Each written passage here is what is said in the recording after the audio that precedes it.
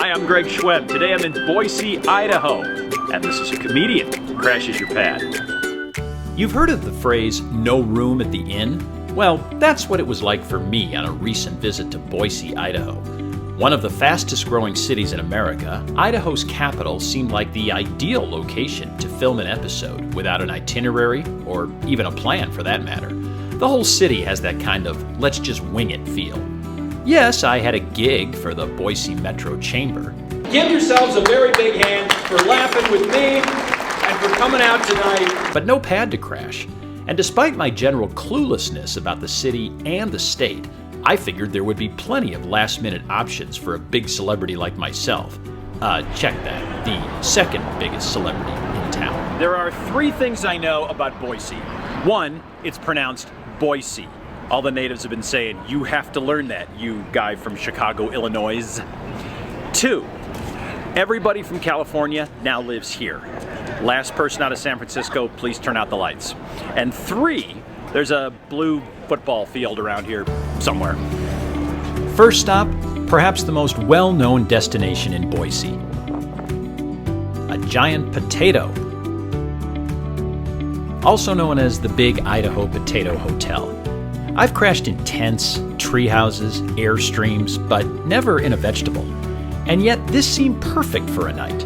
Out in the middle of nowhere, no noisy neighbors, limited Wi-Fi. After a quick tour, I couldn't wait to stay in the stem. Or was it the skin? Or would I be sleeping in the potato's eyes? Just found out.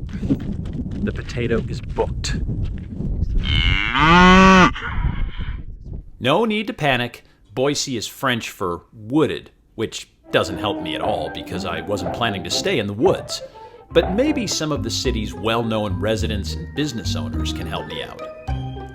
I need a crash pad for one night, and I'm thinking this is perfect. Joyce Byers' couch. I'm a big Stranger Things fan, and this is about the size for me, and I won't make any noise. Is that okay? Is that possible?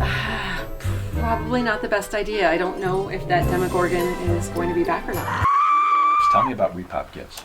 Repop Gifts is Idaho's fandom and pop culture headquarters. Mm-hmm. We have over 40 local artists that create works that are inspired by popular culture. We wanted to create kind of an immersive experience. So a place where you could go and have photo ops, a place where we could let you feel like you're in your favorite television show. I could fall asleep in the Enterprise chair. I don't know how much sleep I get, but I'll ask. Who do I ask? Doctor Who's TARDIS? No. I don't sleep standing up.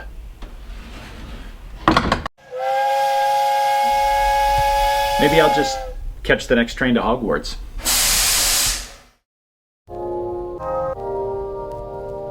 When it comes to local artists, nobody in Boise is more well-known than Ashley Dreyfus. You can find her artwork on billboards, beer cans, t-shirts, and here in Freak Alley Gallery, where her creations, along with those of other local artists, adorn the walls. That's where we caught up with her. I see an alley, and I go, maybe I should go somewhere else and not walk down this alley. You see an alley, and you think artwork. What is it about this particular stretch that inspires you? Well, it's an incredible piece, a landmark in Boise. I mean, we have such a diverse community here, and it's just ever-changing, ever-growing. It's considered the fastest-growing city in America currently. So again, there's just a lot of people from different cultures showing up here and giving a little bit of themselves to our community. My characters are considered alter egos of humans. They live in this world where there's no judgment, no conformity. They all just kind of view each other as equal and as the same. So, see, now these are the kind of people I want to crash with. so if you can think of maybe, do these three own a place? Because that would be the place. Sadly, Ashley didn't know of any human alter ego hosts with a pad for the night. And then I remembered. I'd been to Boise one other time, crashing in a tiny house. I've got 180 square feet, all to myself. It was time to pay the owners another visit. Blake, Kendra, you remember me, right? Greg? Hey, how's it going? It's going great. I hate to impose, but I'm back in Boise. You remember I stayed with you in the tiny house. Well, we tried to stay at the Potato Hotel. That was booked. Please tell me you have availability. I don't think so.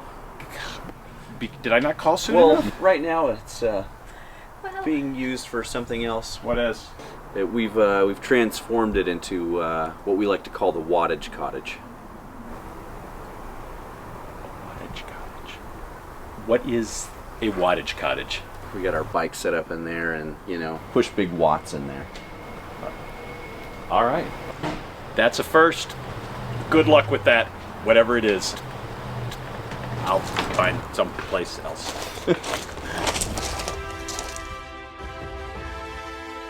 Now I had to get creative, or desperate as the hours ticked away. I mentioned I was doing stand-up comedy for the Boise Metro Chamber Annual Gala, and it had all the trappings of a gala. I got to hobnob with famous people, drink champagne, and bid on auction items. Sorry, but Boise is a little far from my home in Chicago to come for a car wash. But what if? Everybody here at this event gets a chance to bid on me and be part of an episode of A Comedian Crashes Your Pad. If they're the winning bidder, I show up at their house tomorrow morning. Let the bidding begin. Somebody was just looking at the item, and now they're gone. What happened? What kind of vibe do I give off? You know how many people have bid on me so far? None. Zero. Zip. You bid on that. That is your chance to be in an episode of my TV show. Now, people say, Greg, where can we find your TV show? It's a little hard to find. It is on cable. You got to scroll down a little bit. Last time I checked, it was right in between World's Toughest Convents and Wild Breastfeeding Moms. All right? So, that's where you find my show.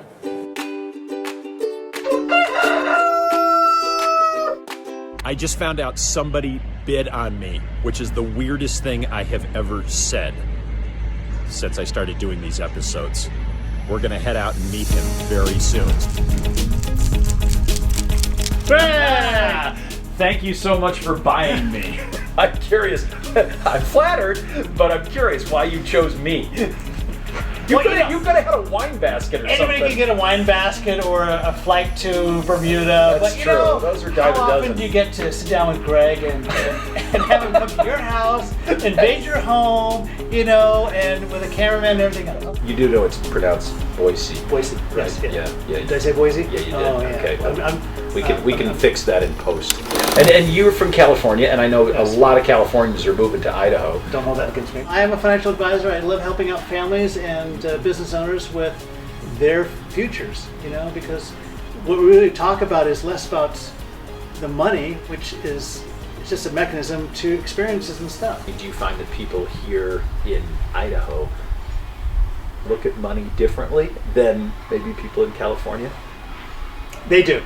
They do. How so? A lot of it is they ask the question, can I go fishing? Can I go hunting? It's experiential here. It really is. What is it in California?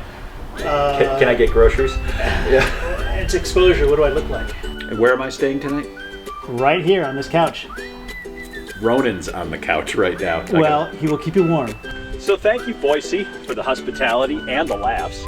Thank you, Kieran, for coming through in the clutch. Truthfully, I was down to my final option.